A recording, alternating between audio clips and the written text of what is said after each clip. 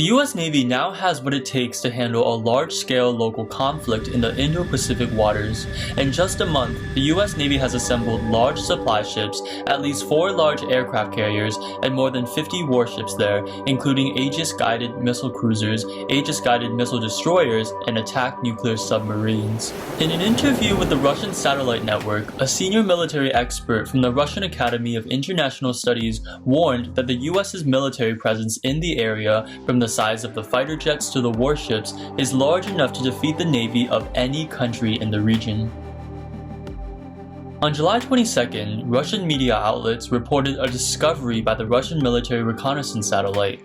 4 of the US's Ohio-class strategic missile nuclear submarines stationed at a base in the US abruptly lost contact and location. This strategic nuclear submarine is very likely loaded with nuclear missiles on standby in the depths of the sea in the event of a nuclear war. The US Air Force, meanwhile, has also publicly stated that more than 60 US Air Force heavy strategic bombers, including B-2 Ghosts and B-52H Stratofortresses, are also on standby at 6 US air bases. Days later, on July 25th, the US military dispatched 2 anti-submarine aircraft, a P-3C and a P-8A, to fly to the South China Sea via the Bashi Channel, while a KC-135T aerial tanker flew across the South China Sea to arrive at Hainan Island. At exactly noon the next day, July 26th, the US military dispatched one of their anti-submarine aircraft, PAA, to patrol only 41.3 nautical miles, about 76.5 kilometers from Chinese territorial waters near Shanghai. Since the USS Rafael Peralta was also sailing in the same area, China's SCSPI suspects that this may be a joint US action.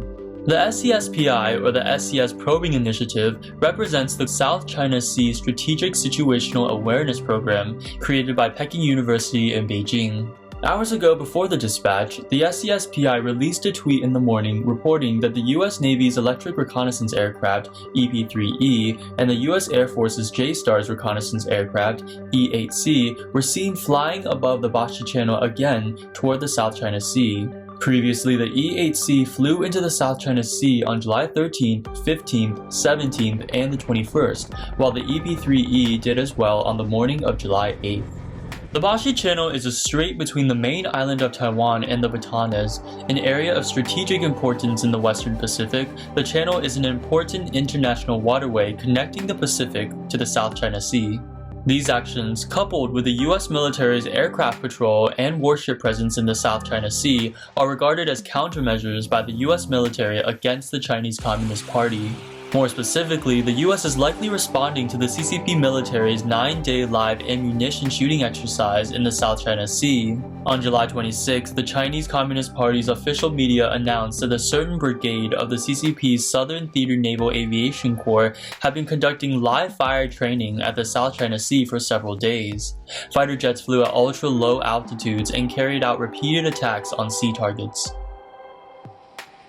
At present, in addition to deploying multiple aircraft carrier battle groups to simulate modern combat methods such as seizing air and sea dominance in the Philippine waters, the US military also conducts various high-intensity naval exercises with regional military powers such as Japan, Australia, and India. It is extremely rare for the US military to frequently display its powerful maritime combat capabilities in such high-profile fashion after World War II.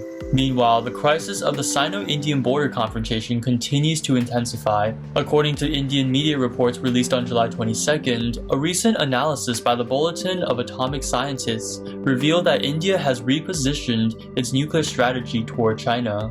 And while India's nuclear strategy has always been targeted on Pakistan, its new main target for the missile is now China. Beijing is now within the range of Indian missiles, as a new intercontinental ballistic missile known as Agni will mainly target China. With India's development in its 3-to-1 strategic nuclear force at sea bases, its nuclear combat effectiveness may soon be greatly enhanced.